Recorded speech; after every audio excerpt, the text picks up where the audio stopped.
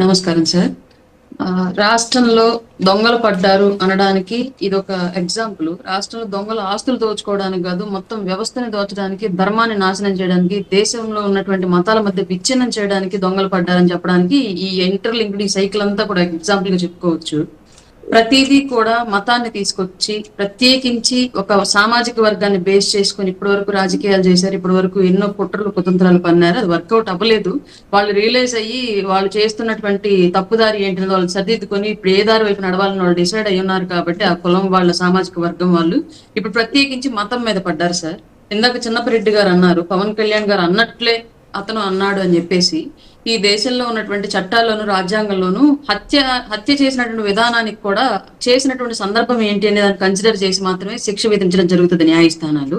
అలాగే 3 ఏళ్ల పాటు ఈ వైసీపీ పార్టీ వ్యక్తిగత హననానికి పాల్పడుతూ ఉంటే, కుటుంబ సభ్యులను కూడా తీసుకొచ్చి మాట్లాడుతూ ఉంటే, పసిబిడ్డలను కూడా తీసుకొచ్చి మాట్లాడుతూ ఉంటే, ఉన్మాద మోకలు బోరగడ్డ అనిల్ లాంటి వ్యక్తులతోటి కూడా తీసుకొచ్చి పసిబిడ్డలను రేప్ చేస్తామని మాట్లాడిస్తూ ఉంటే, వాటన్నింటినీ తట్టుకొని నిలబడి మేం మాట్లాడాల్సి వస్తే నేను కూడా మాట్లాడతాను కానీ ఎందుకు మాట్లాడట్లేదు అన్న సందర్భంలో మాట్లాడే ఒకే ఒక్క మాటను పట్టుకుని ఇన్ని మాటలు మాట్లాడారే. సరే, ఇప్పుడు నేను చెప్పాను ఏ సందర్భంలో మాట్లాడాను, మీకు ఆ సందర్భం కూడా అక్కర్లేదన్నారు. కానీ నిన్న దళిత క్రైస్తవ సభ అని పేరు పెట్టి అక్కడ దళితుల గురించి మాట్లాడలా, క్రైస్తవుల గురించి మాట్లాడలా, పవన్ కళ్యాణ్ గారి గురించి తిట్టాల్సిన అవసరం ఏమొచ్చింది? అంత భూత పదజాలను ఉపయోగించాల్సిన అవసరం ఏమొచ్చింది? పైగా దేశభక్తి అంటే నాకు దేశభక్తి లేదు అన్నటువంటి ఈ వ్యక్తి మాట్లాడాల్సిన అవసరం ఏమొచ్చింది?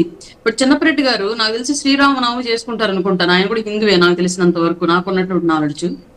రేపొద్దున వెళ్ళి శ్రీరాముడు ముందెళ్ళి చేతులు మొక్కినప్పుడు చెవుల్లో ప్రశ్న రావణ్ మాట్లాడినట్టు ఒక మాట వినిపిస్తుంది. ఏంటది? సీతాదేవిని అగ్నిలో దూకిచ్చావురా నా కొడక అని చెప్పేసి మాట్లాడినటువంటి ఒక మాట చిన్నప్పటి చెవుల్లో వినిపిస్తే రాముడికి చేతులెత్తి నమస్కారం పెట్టగలడా?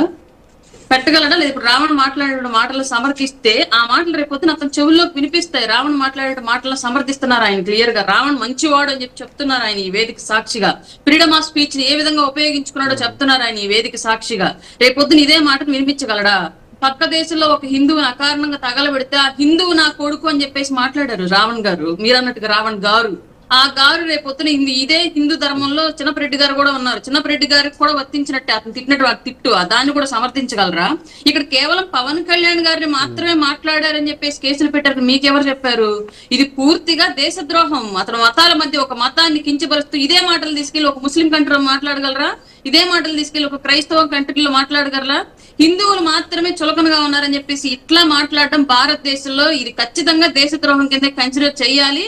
ఒక వ్యక్తిని ఈ స్థాయిలో వదిలేస్తే రాబోయే రోజుల్లో జరిగేటువంటి విధ్వంసాన్ని ఆపడం ఎవరి వల్ల కాదు. కాబట్టి ఖచ్చితంగా శిక్ష పడాల్సిందే. రెండవది ప్రకాష్ రాజ్ విషయం. నాకు తెలిసి ఏదో సామెత ఉంటుంది, తల్లి పాలు తాగి